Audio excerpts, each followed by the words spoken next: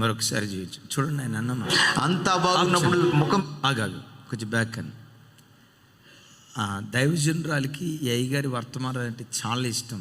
రెగ్యులర్గా వింటారు. అప్పుడప్పుడు చెప్తారు, ఇదిగో ఇట్లా చెప్పారు, ఇట్లా చెప్పారు, వినండి అని. అఫ్కోర్స్ నేను ఎప్పుడు కంప్లీట్గా ఒక్క మెసేజ్ కూడా వినలేదు. సేవకురాలు మాత్రం చాలాసార్లు విన్నారు. అన్న గురించి చాలా బాగా చెప్పారు. ఇప్పుడు ఆయన మాట్లాడే మాటలు చూడండి ఒకసారి, బ్యాక్ స్టార్ట్ చేయి. అంతా బాగున్నప్పుడు ముఖం మీద చిరునవ్వు ఉండడం ఎవరికైనా సాధ్యమే. క్రైస్తవుడికి ఏముంది గొప్పతనం? నా కణితి క్యాన్సర్ మాయమైపోతే నవ్వడం ఒక హిందువు నవ్వుతాడు, ఒక ముస్లిం కూడా నవ్వుతాడు, ఒక నాస్తికుడు కూడా నవ్వుతాడు. క్రైస్తవుడికే ఉంది గొప్పతనం.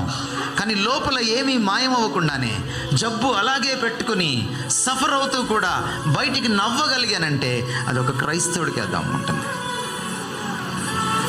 I have got 25 years.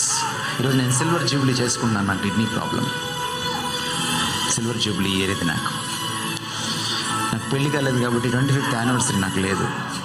ఇదే నా 25th anniversary. It started in 1992.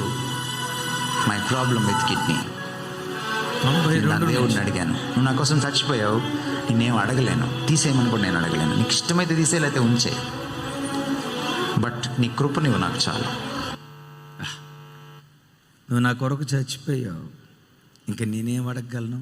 నా కొరకు ప్రాణమే పెట్టావు. నీ చిత్తమైతే తీసే, చిత్తం కదా ఓర్చుకునే కృప దయచే. ఎవడనగలడు ఈ మాట? మాంస సంబంధమైన బలం ఉన్నవాడు అనలేడు. దేవుని బలం చేత ఎవడు బలపరచబడతాడు?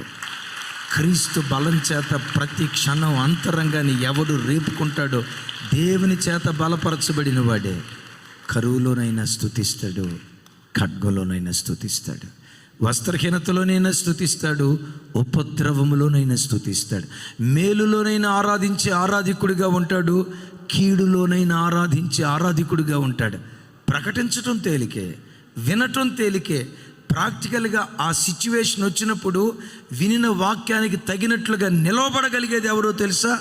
యేసుక్రీస్తు బలము చేత బలపరచబడేవాడు.